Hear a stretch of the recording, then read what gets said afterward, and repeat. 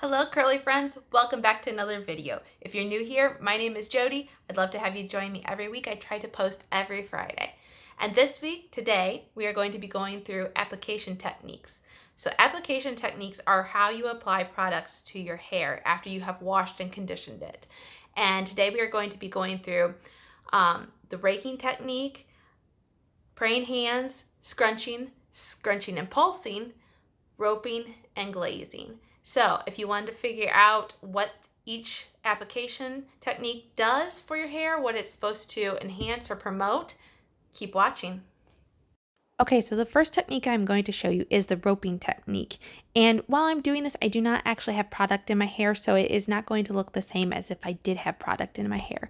But the whole point of roping is to squeeze the product into your hair and create curl clumps. Now, these are rather large curl clumps, and I would suggest breaking it up like I do here and creating smaller ones. But in doing this, like I said, since I don't have the product in my hair, it's not really going to clump up the same as it would if you did have product. So keep that in mind. Okay, so I'm going to start right into styling with this side of my head, and I'm going to do the raking and scrunching and pulsing technique on this side.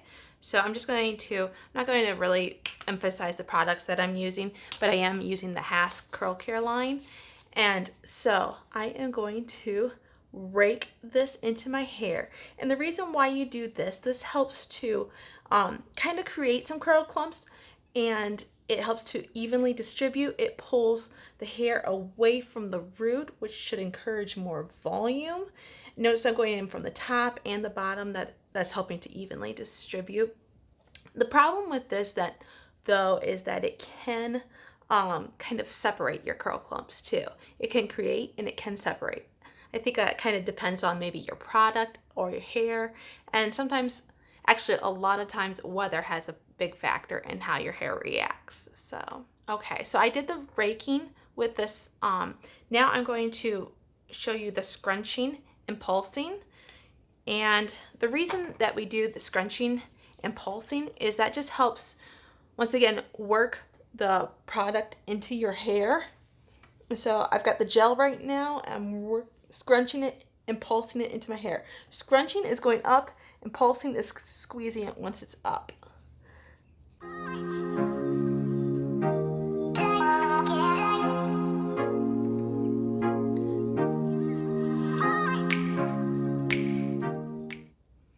I could have raked the gel through too. That probably would have distributed it a little bit more evenly.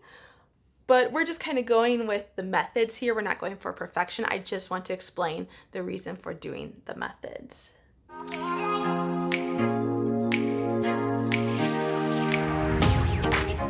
Okay. That feels pretty good. We're going to be putting some mousse in later. So at this point then, I'm going to work on this side, applying the same products using different techniques. Okay, now on this side of my head, it is my right side, your left. And I am going to do the praying hands method and just scrunching, no pulsing with this side. So I'm going to try to grab about the same amount of product. I always struggle to wonder if I get the exact same amount. I've got the cream. I'm going to use the praying hands method. And this is just kind of supposed to help smooth down the frizz. It really doesn't necessarily define the clumps, but I'm just smoothing down the hair shaft.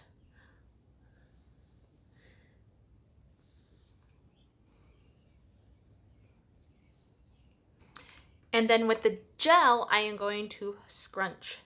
Now, I rarely just scrunch product into my hair. I usually am a scrunch and pulse type of person, but we're just going to scrunch today on this side. I'm going to try to bring it all together. And this is supposed to help encourage curl formation.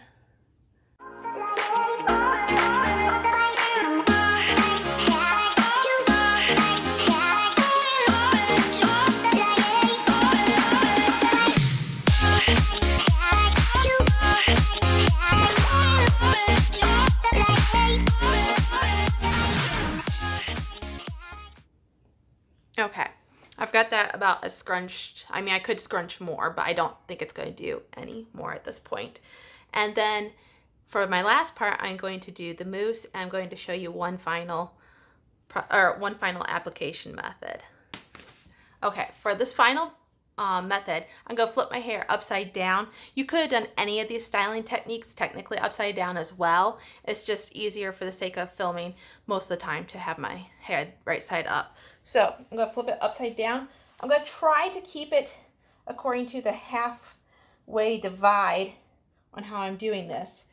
But this final method, I'm going to be glazing the mousse onto my hair. So this is just lightly putting it in. I'm going to come on the inside. I'm just barely touching. I'm not really disrupting, but I'm just adding more product. This can also be used in a smasters or as you're applying product when you're halfway dry and you want to put like a little bit more gel on, and you could just lightly tap in the product, the extra gel, and then continue drying. So on this side, I did the scrunch and pulsing, so I'm going to continue to do that. Just working that mousse in. And on this side, I just did the scrunching. So I'm just going to hold that up there. I almost tried to pulse. It's just so habit forming.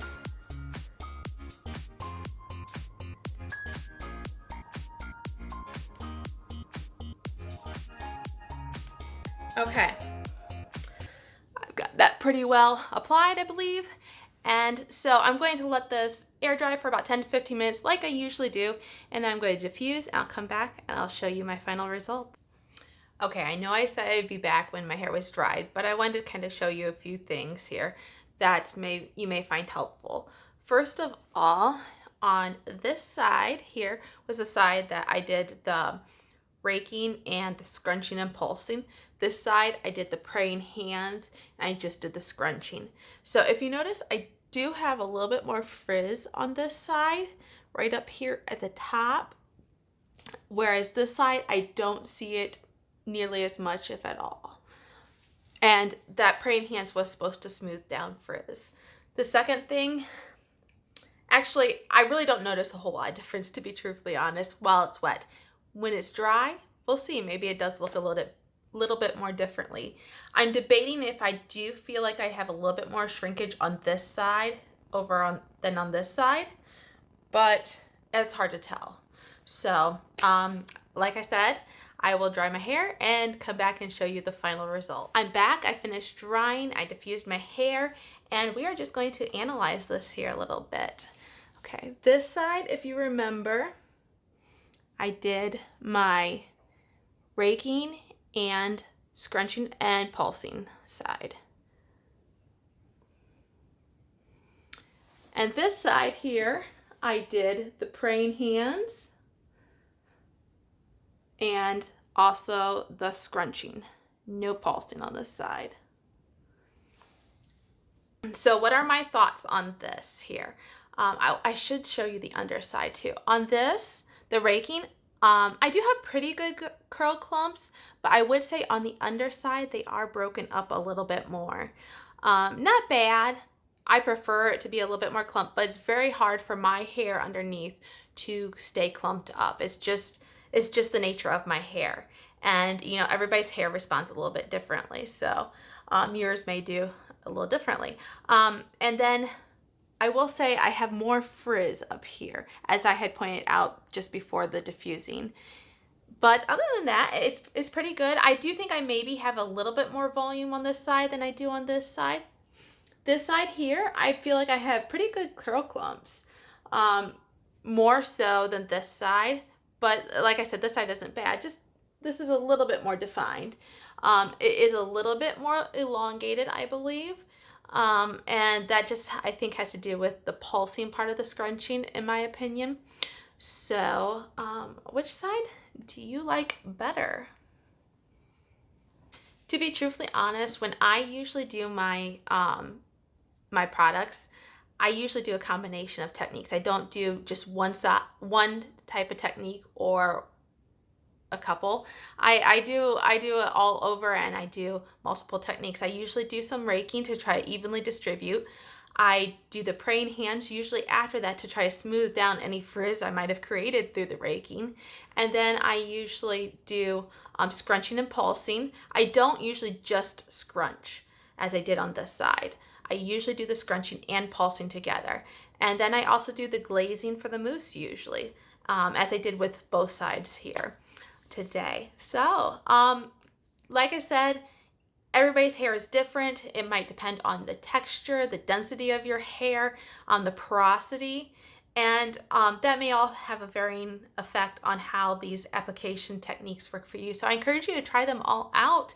I mean, what have you got to lose?